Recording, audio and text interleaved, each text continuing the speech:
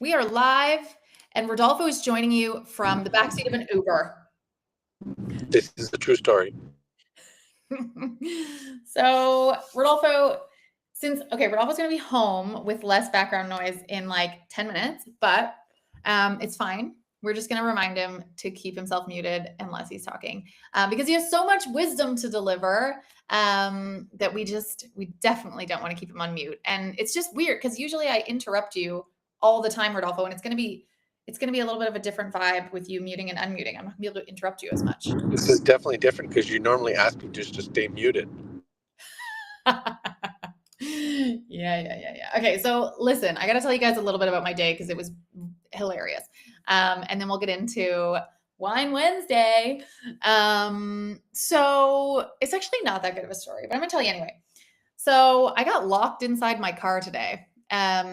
And like, I'm not like a super claustrophobic person, but when you get locked inside your car in like the lowest floor of the underground parking garage and you're like tightly in between other cars, it kind of sucks. I had to climb out the other door, and like that was one thing, and that was all fine. My heart was racing a little bit. It was wild. But then this is so weird. I had an appointment in the city, and so I didn't know. I've never been there before. So I go into this building, and it's like a shopping mall, and I'm looking for like 11B, and I'm in the middle of the mall. So I go to the info desk, and I'm like, hey, I'm looking for this office. So they're like, yeah, go up this elevator. I go up the elevator. She tells me to go to the 5th floor. I go to the 5th floor. There's like units that are under construction, and there's like nothing else. So I'm like, oh, I'll just walk around the corner and see if maybe the office is over there. So I open a door, go into another hallway, and the door closes behind me, locked into the fire escape. So I had to walk. Ironically, this is not that good of a story, but I thought it was wild. So then I had to walk all the way down to the basement of the parking garage and go out the delivery exit and then come back in again. I was 20 minutes early for my appointment when I arrived on site. I was actually 15 minutes late by the time I got inside. That's my story. How's that for you, Rodolfo? Wow, man. Sounds intense. It's like, where's Dora or one of these where's in the world's Carmen Sandiego scenarios. Yeah, I kind of felt like, I don't know. It was weird. I kind of felt like I wasn't supposed to be there. And then I was like, if something happens in this building, okay, whatever. We're getting into like the weird zone. So we're going to stop there, and welcome back to Wine Wednesday. We are back, and we're going to talk about 2 exciting things today. We're going to be talking about our upcoming wine drop, which is happening tomorrow, and our last call for Tuscan Dreams. We've got a really exciting trip coming up in the spring in Montalcino. So if you are a Brunello fan, stay tuned. Yes. So if you're joining live, the number 1 rule at Wine Wednesday is usually to have a glass of wine. Rodolfo's in the back of an Uber. And I just got back from my wild adventures of being locked in to places and didn't have time to grab the wine. So I am joining you with a giant Stanley of water. Shout out to Dave, because I always make fun of him for that. The rule is grab a glass. If you're watching this later, same advice. I'm going to have a big glass of wine after this. So I'm Jana. I'm your resident wine girl. Club Divan Labs co-founder, and Rodolfo joining me, my co-founder. We call him Rod for shits and giggles. Hey, Rod. How's it going? I'm not wearing my jersey that says Rod on the back, but Look, I can confirm the nickname. I'd say it's less of a jersey and more of a leather jacket with flames on it, but that's fine.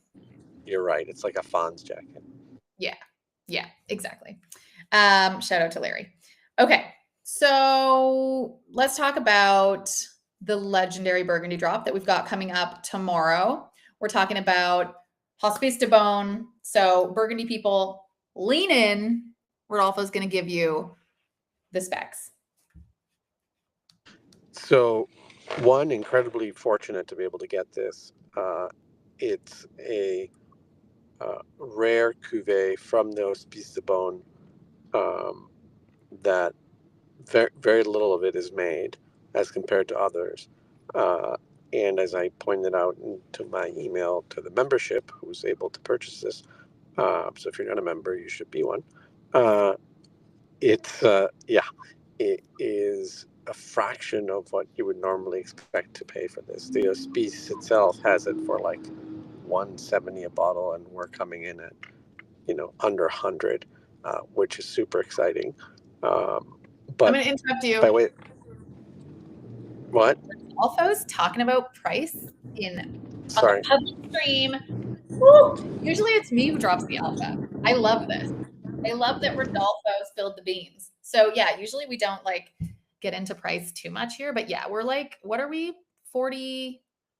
How far under market value are we? 40-45% under market value. So I put this wine into Bacchus AI, and it just lost it. It went crazy. It's like, you must buy this. It's an incredible investment opportunity. It just lit up. Yeah. When Bacchus when Bacchus gets excited, we generally get pretty excited too. But let's talk about the Hospice de Beaune because it's kind of it's pretty iconic. It kind of like sets the tone on terms of Burgundy prices worldwide. Hospice de Beaune actually started out as a medieval hospital that somehow turned into like the Super Bowl of wines with this auction that they do every year in November. So, I don't think they plan to become famous, but people just kept donating their vineyards. It's a very sort of philanthropic thing. So what happens is people donate vineyards to the Hospice de Beaune, and the Hospice de Beaune, they're not a wine producer in the traditional sense, right? They own a lot of vineyards, and then wine producer by ownership, I would say, but the wines are actually crafted by elite Burgundy estates, kind of on their behalf. Did I get that right, Rod? Absolutely. So this has a strong charitable element. They have inherited over time uh, choice parcels of vineyards throughout Burgundy. Uh, the the folks making the cuvee are, they're allowed, or they have the privilege of vinifying the wine, of making the wine up until it's time to mature it, to age it, and choose the barrel, choose the the amount of time, and then subsequently do the bottling. That's done by a third party, which is generally a Burgundy negociant known as Albert Bichot, one of the best negociants in Burgundy. They tend to do the lion's share uh, of that part, and uh, so it's interesting because there's a lot of different players and different hands that go into making these highly sought after wines, which are they're bought in barrels, not they're bought in the, shall we say, kind of like futures in Bordeaux. So they're bought every, I believe, third Sunday. Correct me if I'm wrong, Jenna, but third Sunday of November, they have an auction. People are able to buy uh, quarter barrel, half barrel, or full barrels um, that then will be uh, finished, so to speak, and bottled within a year or two, and released for sale to the public. Yeah. So every barrel sold at this auction in November basically sends a price signal that the entire Burgundy world listens to. So it's pretty cool. They heal people and move markets. Casual. Although it is a museum now. So it was founded in the 1400s. They've been receiving vineyard donations for 600 years. No big deal. And yeah, it is now a museum that you can go and visit in Beaune in Burgundy, and you will probably, if you're a wine person, you will recognize the building. It's iconic. It's got these beautiful geometric sort of tiles on the roof that are very recognizable. So that is, yeah, it's pretty iconic. And this wine is just, it's definitely one to build your cellar with. So pretty sweet value, and yeah, we're excited about it. Members If only. Yeah, members only, and if you're into Burgundy, this is a great opportunity. Pommard is such a such an iconic village. It makes wines that are both powerful and elegant and sort of ethereal at the same time. So it has that rare distinction. And we're just super excited to be able to bring this to the membership. We've done it before, but it's been some time. So it's a treat to do this, to be able to do this again. Yeah, Pommard is not Pommard. Sorry, it's not shy Burgundy, right? This is like if Volnay is silk, then Pommard is suede. It's like if Burgundy had Rod's leather jacket, it's Pommard. What do you think? Yes, Rodolfo? bold but soft. Okay. Okay. Yeah. Okay. I mean, I think we maybe we knocked it out of the park with the leather jacket thing. So I don't think that there's a better way to describe it than that, actually. Cool. But anyway, like in human terms, it's a steal. You're basically buying it before everyone else figures it out, right? This is like a thank yourself later bottle. So really excited about the drop. Bacchus AI, flagged it as a major value opportunity, priced well below market value. And yeah, this isn't luck, right? This is what happens when we source directly from estates, when we, cut out unnecessary middle layers, and when we use the tech to kind of guarantee that provenance and perfect condition. So that is what DVIN is all about. Obviously, that's what the tech is all about. This is that as a real benefit to our club members who are our OGs and supporters. So all of our members get access to those wine drops that we do weekly or bi-weekly. We are back now with the first one since pre-Christmas. So, but we're picking up steam. We've got some really good stuff coming up. And yeah, we're looking forward to it. Next week, Rodolfo, do you want to tease? I think we can just announce it. We can announce what we're dropping next week. It's a pretty exciting one. Yeah, we can announce it. It's I here you are spilling the beans this time.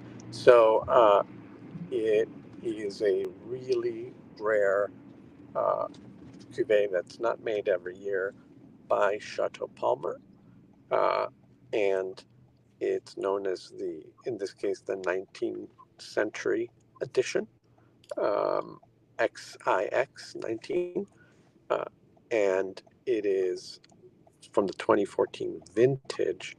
And what they do here is it harkens back to the days where it was commonplace in Bordeaux to bring up wine from the Rhone Valley, or to also they were bringing wine up from northern Spain to because maritime Bordeaux was much cooler than it is today, and the wines needed added body, added intensity and concentration. So they would bring up Syrah, for example, and Palmer makes this super rare, exclusive wine with some Rhone Syrah to sort of pay homage to these cuvées from the 19th century. Yeah. So yeah, if you're a Palmer fan, then, make sure that if you're not already a member, you are applying. There, go to clubdivin.com. You can fill out the application form. And we do have some spots open. We actually brought on a new member yesterday. So that's exciting. But yeah, I think, we'll send out all of the details about the drop also on our public, so on our socials, but all of the members, you're going to get the real details about what's coming, and all the good stuff in your inboxes. You know where to look. So let's switch gears a little bit. We're going to go to Tuscany. We're in Burgundy right now. We're going to head over to Tuscany, to the sun-washed hills, and we're going to talk about Montalcino, because we are doing our last call for those of you who are interested in joining us in spring in Montalcino to drink the most amazing Brunellos. I sound like I'm doing a Trump impression, which we don't want to do. Sometimes, you know what, Rodolfo, you being on mute gives me far too much room. Far too much room. Yeah, I've noticed you're just there's no controlling you this time. I'm not even drinking. Good God. Okay. So yeah, if you're one of those people, I don't know who is interested in wine who hasn't said this to themselves before, but like if you're one of those people who's like, one day I'm going to do Tuscany properly. Well, this is that day. This is the reason that you don't just Google wine tour Tuscany. Okay. Because we do it better. We do it in a way that is like, it's going to ruin all other trips that you've ever been on. Boom. I said it. So May 28th to the 31st in Montalcino, we are limited to 12 people. That's it. And then, keep an eye out for the next events that we've got coming up. We're going to be doing some fun stuff in Piedmont with truffles and things like that. But this is our Brunello di Montalcino trip. We are putting it on with OG founding member and longtime friend of Club Divin, Filippo Magnani. He is a rock star. He's so much fun. He has been building relationships in and around Italy for decades, and he is basically opening up his network for us. This is what Club Divin is all about. And this is really where, this is access that you can't fake. So where, friends of friends really matters because, I think it's like access is not all about the wines that you can buy. We already provide that, right? That you get that digitally. You don't have to come to Italy to get the best access to the, perfect provenance wines and have everything transparent and on chain. All the stuff that we do. This is the in real life version, and this is actually where, the people matter. So really, really excited to be doing this trip with Filippo. If you do join us, you're going to be coming with me and Filippo together. We're going to be, driving around in chauffeur-driven vintage cars. We're going to be having aperitivo in the Fortezza, pasta made by hand, live your Julia Roberts moment. We're going to be doing cooking classes with top chefs. One of my requests on this trip was that we play Scopa at a local espresso bar with all the grandpas, the local grandpas. I want to be playing cards with those guys. So that was my request. And again, I ramble. So short version, it's main character energy in Tuscany. Okay. That's what we're doing. In spring, again, dates are May 28th to the 31st. And if you want to express interest, you have until Tuesday. So what that means is we are taking a deposit. So the deposit is 1,500.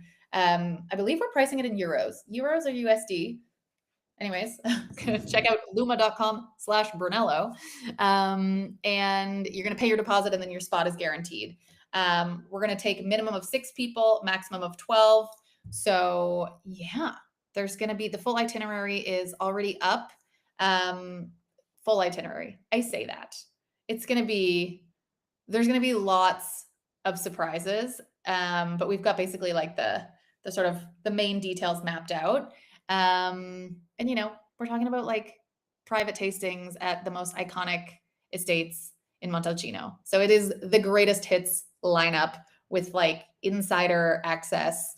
We're going to be having dinners in, places that the public are not allowed to go. We're going to be opening old library reserves, vintages that you will not find anywhere else, directly with the winemaker at dinner. It's going to be absolutely fantastic. So you're going to get a real sense of what made Brunello. You're going to get the real history of Montalcino and Brunello di Montalcino, and you're also going to get a real taste for what's to come. So the rising star winemakers sort of see what direction we're going in Montalcino. So it's going to be very, very exciting, and I really hope that you join us and come drink wine with me in Italy.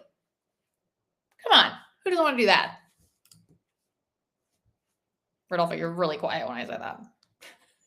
I would love to do that. I was looking at the trip. I was immediately consumed with envy that it was going to be Janet going and not myself. Filippo is a larger than life figure in Tuscany, so it's going to be the sort of access that is just not even an option. It's completely out of reach for most people. And I looked at the experiences and I said, wow, man, I couldn't even build the strip if I wanted to. And I've been in the wine industry for a very long time. So it's very impressive. And the wineries that are going to be visited and or tasted during the many occasions and dinners. To, they're the top names that don't even take visits. So, wow, very excited, super envious. You heard it from Rod. I think this is your sign to head over to luma.com/Brunello, or we have another link, divin.app/Brunello. It's going to take you to the same place. We just like to be on brand with the divin.app. Okay. Divin.app/Brunello. And that is where you have until Tuesday to secure your spot. Yeah, and this is what Devon is all about, guys. We've got Burgundy coming in tomorrow, members only. And we've got Tuscany coming up in spring. So access, trust, and wine that actually means something. We lost Rod, which means I don't have a chance to interrupt him again. Lucky for him. But that's it. We're wrapping up. Tune in again. He's back. He's back. Look at that. And he's out of the car. Did you tip your Uber driver? Yet, because I'm on the phone. So as soon as we're done, I'll be sure to do that. You better tip that Uber driver. All right. So thank you very much, Rod, for tuning in from your Uber. Good commitment. Love it. And everyone for joining. Thanks. Next week, we're going to have a special guest on. We're going to be joined by Marcus Gladich. He is a very talented sommelier. And I say that, I could just say that, and it would be true. But he is coming to us with a really, really cool creative interpretation of the digital cork for Palmer for the wine drop we're doing next week. So he's going to be joining us and telling us all about sort of the inspiration, where that came from. He is has a fantastic creative mind and vision for sort of digital art and how we can sort of tie wine into that. So very, very cool. Looking forward to showing you guys that digital cork animation. It is bonkers. It's so good. I get goosebumps every time I watch it. Bam. So we're going to be joined by Marcus Gladich. Looking forward to it. Rodolfo, thank you so much. Hey, don't look so glum. Smile, Rodolfo. I don't. I was just listening. Marcus is just a delightful figure, and the what the NFT art that he's put together for next week's drop is, wow, is it cool? It is cool. It is cool, and you will see it next week. So thanks everybody for joining, and I'm gonna try not to get locked in anywhere else today. So that's it. Yep. I'll try to drink Montalcino in my envy. So. Well, Rodolfo, you're doing Miami. Rodolfo's going to be in Miami. Anyone who's going to the Real Vision crypto gathering this month, next week? Next week, 10 days. Yeah, I'm bummed. I got an email from Julian today being like, hey, what is this? You're not coming. And I was like, I know, because I'm going skiing and I didn't know. I am an idiot. So Rodolfo's going to be in Miami without me, and I'm going to be in Montalcino without him, but separate times. Miami's going to be great, guys. We're going to do an amazing blind tasting of 100-point wines. Yes, exactly. So if you're going to be at the Real Vision Crypto Gathering, make sure you reach out to us. Let Rodolfo know. He's going to be on site doing 2 amazing blind tastings with 100-point wines, as he said, but I interrupt him all the time, so you probably didn't hear it. And if anyone's going to be in Ischgl next week, hit me up because I'm going to be there. We can taste a vertical on the slopes, vertical. Okay, I've always wanted to say that, and I've always wanted to plan that. So one day we're going to do a really cool vertical tasting on the slopes with okay, that's it. I'm going to sign off now. This is good. Yeah. Thanks for joining, guys. Thanks, guys.